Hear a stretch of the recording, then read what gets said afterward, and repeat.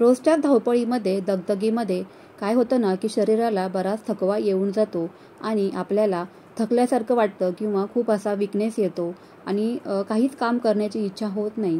अशा वेळेला आहे ना डॉक्टरसुद्धा आपल्याला शेंगदाणे आणि गूळ खाण्याचा सल्ला देतात।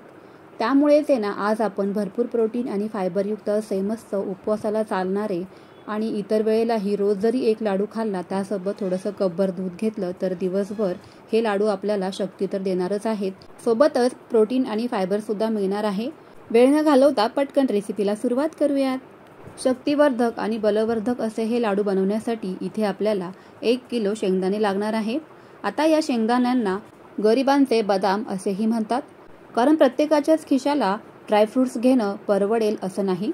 म्हणूनच बऱ्याच वेळेला आपल्या शरीरामध्ये जर का हिमोग्लोबिनची कमतरता असेल किंवा कॅल्शियमची कमतरता असेल तर डॉक्टर आपल्याला गुळ आणि शेंगदाणे खाण्याचा सल्ला देखील देतात। एकदमच किराणा भरून ठेवल्यानंतर इथे मी घरी शेंगदाणे आणल्यानंतर ते अगदी व्यवस्थित भाजून ठेवते, त्यामुळेच ना इथे मी हे शेंगदाणे अगदी खुसखुशीत आणि कुरकुरीत असे भाजून घेतलेले आहेत। आता हे शेंगदाणे भाजायचे कसे तर अगदी 1 ते 2 चमचा शेंगदाणे भाजण्या अगोदर पाणी शिंपडून घ्यायचं आहे शेंगदाण्यांवरती। बारीक गॅसवरती शेंगदाणे सतत हलवत एकसारख्या रंगावरती खूप जास्त काळे डाग न पडता आपल्याला कुरकुरीत असे शेंगदाणे भाजून घ्यायचे। असे हे शेंगदाणे मी एकदाच सामान भरल्यानंतर भाजून ठेवते, याचं कारण म्हणजे शेंगदाण्यांना जाळी वगैरे होत नाही आणि ते खवट असे होत नाहीत, म्हणूनच इथे मी शेंगदाणे अगोदर भाजून ठेवते। आता हे शेंगदाणे जे आहेत ना तर ते आपण भाजून घेतल्यानंतर पूर्णपणे थंड करायचे आणि अशा पद्धतीने साल काढून घ्यायचे आहेत। साल काढून घेणं टोटली पूर्णपणे ऑप्शनल आहे, तुम्हाला जर का नसेल काढायचे, कोणी म्हणतं की सालीमध्ये फायबर आहे तर त्यामुळे ते साल काढू नये, तर ते अगदी बरोबर आहे। परंतु इथे मी तुम्हाला सांगते की शेंगदाणे खाल्ल्यानंतर बऱ्याच जणांना ॲसिडिटीचा त्रास होतो। तर ॲसिडिटी कशामुळे होते की शेंगदाण्यामध्ये 2 दाण्यांच्या मध्ये जो काही कोंब असतो किंवा अंकुर असतो शेंगदाण्यामध्ये, तर तो खाल्ला गेल्यामुळे काय होतं की बऱ्याच वेळेला काही जणांना ॲसिडिटी होते। त्यामुळे ना हे शेंगदाणे अगदी खरपूस असे भाजून घेतल्यानंतर अगदी साल आणि तो कोंब जो आहे मधला तर तो सेपरेट अगदी व्यवस्थित होतो। त्यामुळे आपल्याला हे असं चाळणीने साल काढून घ्यायचे आहेत आणि त्याचसोबत जो काही मधला कोंब आहे तर तो पण निघून जातो। मग त्यामुळे काय होतं ना की शेंगदाणे खाल्ल्याने ॲसिडिटी होत नाही आणि त्यामुळेच आपण शेंगदाणे आणि हा जो गूळ आहे तो रोज खाल्ला गेला तर आपल्या शरीरामधील जी काही कमतरता आहे, रक्ताची म्हणा किंवा अंगदुखीची म्हणा कमतरता, तर ती निघून जाणार आहे। अगदी स्टेप बाय स्टेप हे शेंगदाण्याचे लाडू बनवल्यानंतर कोणत्याही पद्धतीची ॲसिडिटी होत नाही, त्यामुळे आपल्या शरीरातील कॅल्शियमची कमतरता भरून निघते, हिमोग्लोबिनची कमतरता भरून निघते आणि अंगदुखीसुद्धा होत नाही। त्यामुळेच आपल्याला या सर्व स्टेप्स फॉलो करून हे मस्त असे आज खुसखुशीत शेंगदाण्याचे लाडू बनवायचे आहेत। बारीक गॅसवरती शेंगदाणे खमंग असे भाजून घेतले ना की लाडूसुद्धा खमंग आणि खुसखुशीत असेच बनवून तयार होतात। म्हणून इथे अगदी शेंगदाणे भाजण्याची प्रोसेस व्यवस्थित करून घ्यायची आहे। साल काढून घेतल्यामुळे लाडूसुद्धा अगदी तोंडात जाताच विरघळतो असा बनवून तयार होतो। आता इथे आपण गुळसुद्धा मोजून घेणार आहोत, म्हणजे 1 किलो शेंगदाण्यांसाठी इथे आपण अर्धा किलो गूळ वापरणार आहोत। गुळसुद्धा अगदी आपल्याला साधाच वापरायचा आहे, चिक्कीचा गूळ वगैरे अजिबात वापरायचा नाही, जेणेकरून लाडू चिकट होतील किंवा चिवट होतील। साधाच गूळ आपल्याला या शेंगदाण्यांमध्ये अगदी व्यवस्थित मिक्स करून घ्यायचा आहे, फोडून घ्यायचा आहे। अगदी हातांनी फुटला जातो असाच आपल्याला मऊसूत गूळ इथे वापरायचा आहे। सर्वच गूळ आता या शेंगदाण्यांमध्ये एकत्रितपणे इथे मी हाताने फोडून मिक्स करून घेते। दररोज 1 खडा गुळाचं सेवन करणे आपल्या आरोग्यासाठी खूप फायदेशीर आहे। साखरेपेक्षा गूळ खाणं कधीही चांगलं, पण तो प्रमाणात खायला हवा।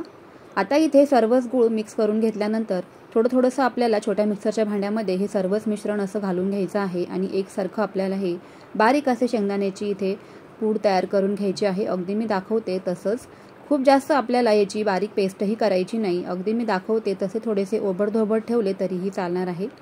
आज आपण लाडू बनवताना अजिबात एकही थेंब तेलाचा किंवा तुपाचा वापर करणार नाही आहोत, त्यामुळे ना अगदी चविष्ट असे लाडू आपले बनवून तयार होणार आहेत। शिवाय अगदी 4 महिने काय 6 महिने सुद्धा हे लाडू अजिबात खराब होणार नाहीत, कारण आपण ते खमंग आणि खुसखुशीत असे भाजून देखील घेतलेले आहेत।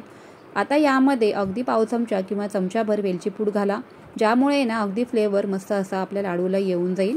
तुम्हाला जर का खोबरं घालायचं असेल तर ते शक्यतो भाजून घाला, किंवा मग डिंक तुमच्याकडे उपलब्ध असेल तर तुम्ही डिंकही इथे घालू शकता। असं केल्यामुळे लाडू आणखीनच पौष्टिक बनवून तयार होतील। पण मला अगदी साध्या पद्धतीने इथे हे लाडू बनवायचे होते, त्यामुळे मी असेच बनवलेले आहेत। मिक्सरमध्ये शेंगदाणे आणि गूळ बारीक करून घेतल्यामुळे शेंगदाण्यांनाही हलकसं तेल सोडू लागतं शेंगदाणे, त्यामुळे ना आपल्याला एक्स्ट्राचं तूप वगैरे घालण्याची अजिबात आवश्यकता नाही. अगदी सहज पटकन वळले जातील असे हे लाडू इथे बनवून तयार होतात. वेलची पावडर सर्वच बाजूंनी एकसारखी छान मिसळून घेऊयात.